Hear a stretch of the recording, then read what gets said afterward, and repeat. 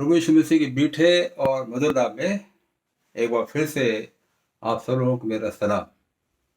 2 नवंबर all souls day यानी सारी आत्माओं के दिवस के मौके पर मैं आप लोगों को इस दिन से संबंधित कुछ वो बातें बताना चाहता हूँ जो दुनिया के अंदर फैल गई हैं और बहुत सी कलीसियाँ उनको प्रयोग में भी लाती है। इससे पहले कि मैं आगे बढ़ूं, मैं बाइबल में से आप लोगों के सामने पढ़ूंगा हिजकिय्येल नबी की पुस्तक 18 अध्याय 4 पद। ऐसा लिखा है, देखो सबों के प्राण तो मेरे हैं, जैसा पिता का प्राण वैसा ही पुत्र का भी प्राण है। दोनों मेरे ही हैं, इसलिए जो प्राणी पाप करे वह मर जाएगा। ऑल सोल्स डे या सारी आत्माओं का दिन सबसे पहले सन 1246 एडी में यानी प्रभु यीशु मसीह के 1246 वर्ष के बाद इस दिन की शुरुआत पहली बार की गई और इसकी शुरुआत करने वाले व्यक्ति का नाम है सेंट ओडीलो। सेंट ओडीलो ने ये कहा कि जितने भी संत हैं जो स्वर्ग में हैं उनके लिए तो हम ये दिन मना रहे हैं जिसके बारे में आपको बता चुका हूँ, ऑल सेंट्स डे, लेकिन उन आत्माओं के लिए भी एक दिन मुकर्रर किया जाना चाहिए जो स्वर्ग में नहीं है। और इसलिए इस दिन को हमें तुरंत ऑल सेंट्स डे जो कि 1 नवंबर को होता है उसके तुरंत दिन अगले दिन ही मनाना चाहिए ताकि लोग भूल न जाए। तो ये उस समय से शुरू हुआ और आज के समय में रोमन कैथोलिक चर्च इस बात की शिक्षा देता है कि ये ऑल सोल्स डे उन विश्वासियों की यादगार में है जो इस दुनिया से रहलत कर गए, जो इस दुनिया से कूच कर गए हैं। और दूसरी बात, रोमन कैथोलिक चर्च ये शिक्षा देता है कि ये उन बपतिस्मा पाए हुए मसीहों के लिए दिन मुकर्रर किया गया है जिनकी आत्माएं स्वर्ग में नहीं हैं और नरक में भी नहीं हैं, बल्कि वो एक और स्थान परगेटरी, वहां पर उनकी आत्माएं हैं।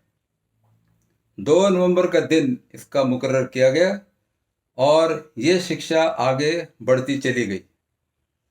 रोमन कैथोलिक चर्च ये भी शिक्षा देता है कि जब इस पृथ्वी पर रहने वाले जो जीवित मसीही लोग हैं वो उन लोगों के लिए जो रहलत कर गए हैं और जो स्वर्ग में नहीं है, जो परगेटरी में है, वहां पर उन आत्माओं के लिए जब यहाँ के लोग, इस पृथ्वी पर रहने वाले लोग प्रार्थना करेंगे, उनके लिए दुआ करेंगे, उनकी आत्मा की शांति के लिए परमेश्वर से विनती करेंगे, तो उनकी आत्माओं की शुद्धि हो जाएगी और उनको स्वर्ग में जाकर परमेश्वर के दर्शन प्राप्त करने का मौका मिलेगा।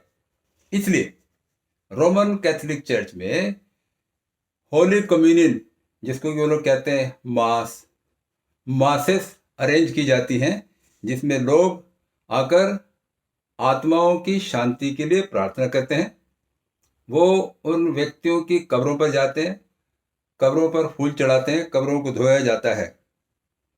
ऑल सेंट्स डे और ऑल सोल्स डे कंफ्यूज मत होइएगा।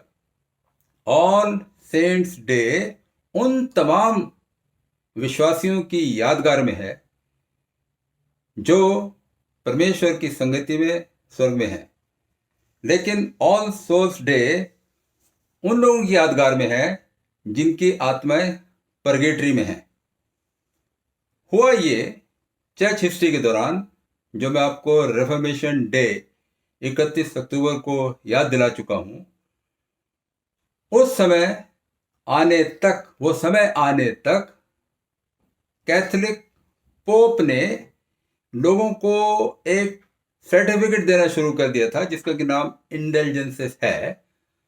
और ये कहा जाता तो सर्टिफिकेट में कि अब इस आदमी का उद्धार हो गया है, और परगेटरी में जिसकी आत्मा आत्मशुद्धि के लिए वहां पर है, कष्ट उठा रही है, दुख उठा रही है, वो आत्मा भी अब स्वर्ग में प्रवेश कर गई है। ठप्पा लग जाता था इस बात पर। 16वीं शताब्दी में मार्टिन लूथर ने इसका विरोध किया, और जबरदस्त विरोध हुआ मित्रों, पूरी दुनिया के अंदर तहलका मच गया, और रोमन कैथोलिक चर्च को ये सर्टिफिकेट देने की प्रथा बंद करनी पड़ी। लेकिन परगेटरी की डॉक्ट्रिन, परगेटरी की शिक्षा तब भी चलती रही, और आज जब मैं बोल रहा हूं, आप लोगों से बातचीत कर रहा हूं, आज भी परगेटरी की शिक्षा दी जाती है। यहां तक कि यूरोप के अंदर जब एक बहुत बड़ा सुधार कार्य हुआ, जिसको कि दुनिया की हिस्ट्री में रेनेसां नाम से जाना जाता है। रेनेसां यानी रिवाइवल, नयापन। तो 14वीं शताब्दी से लेकर 16वीं शताब्दी तक ये बेदारी, ये नयापन पूरे यूरोप के अंदर आ गया। लेकिन उस समय के पादरी लोग तब भी परगेटरी की शिक्षा देते थे, और परगेटरी का डर दिलाकर चर्च के लिए पैसा रेज करते थे।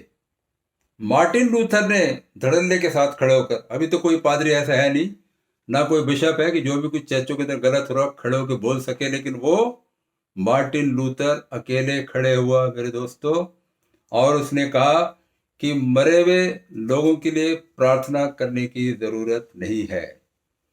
मरे हुए लोगों से प्रार्थना करने की जरूरत नहीं है।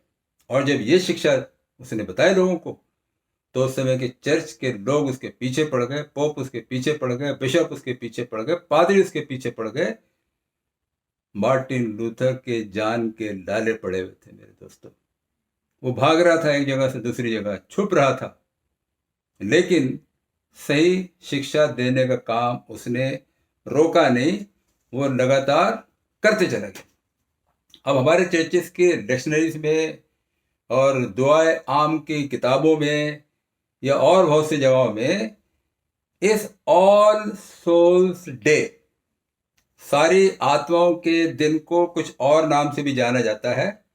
पहला नाम उसका है कि उन लोगों के लिए ये दिन जो विश्वासी लोग इस दुनिया से रहलत कर गए हैं, जो विश्वासी लोग इस दुनिया से कूच कर गए हैं, उनकी यादगार का दिन। और दूसरा इसका नाम है डे ऑफ द डेड, मुर्दों का दिन। 31 अक्टूबर, 1 नवंबर और 2 नवंबर, इन तीनों दिनों को वेस्टर्न कंट्रीज में आज भी All Hallow tide, All Hallow tide के नाम से जाना जाता है। जैसे क्रिसमस टाइड, ईस्टर टाइड, इन 3 दिनों को बोला जाता है ऑल हेलो टाइड।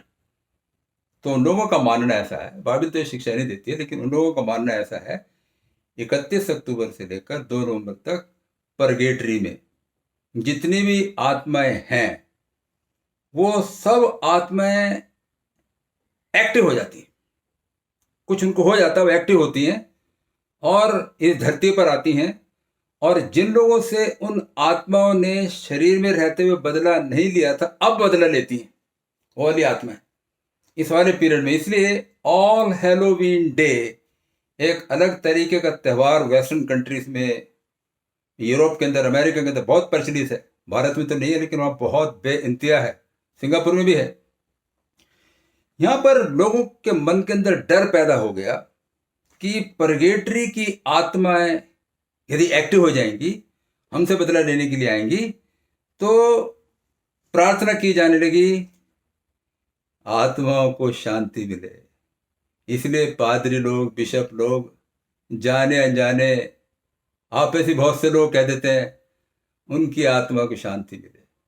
आत्मा की शांति यही निश्चित करनी है। एक और हिस्सा मैं बाइबल से आपके सामने पढ़ना चाहता हूँ। इसी पुस्तक में से, यहेजकेल की पुस्तक में से 18 अध्याय के 20 पद में लिखा हुआ है, जो प्राणी पाप करे वो मरेगा। ना तो पुत्र पिता के अधर्म का भार उठाएगा, ना पिता पुत्र का।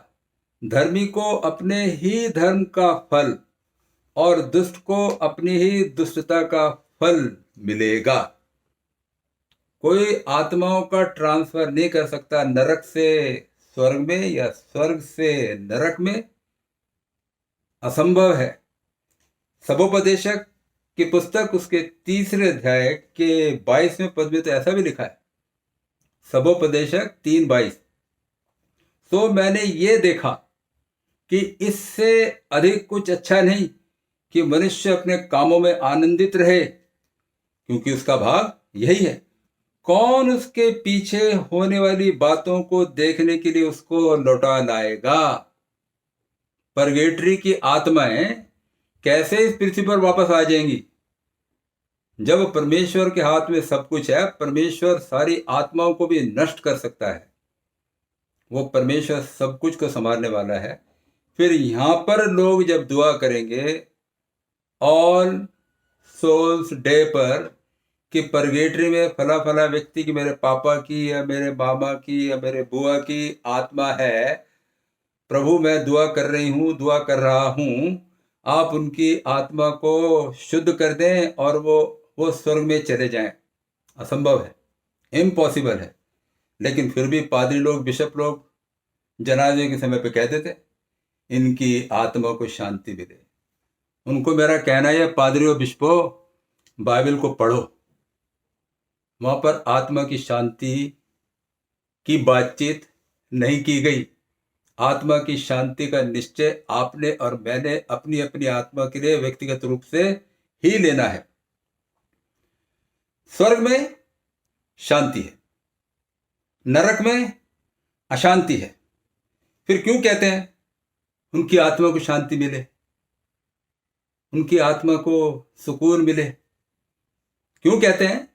क्योंकि परगेटरी की शिक्षा से इतने ग्रसित हैं आजकल के लोग, आजकल के पादरी गण, आजकल के बिशप लोग इतने ग्रसित हैं कि वो यही कह देते हैं कि आत्मा को शांति मिले।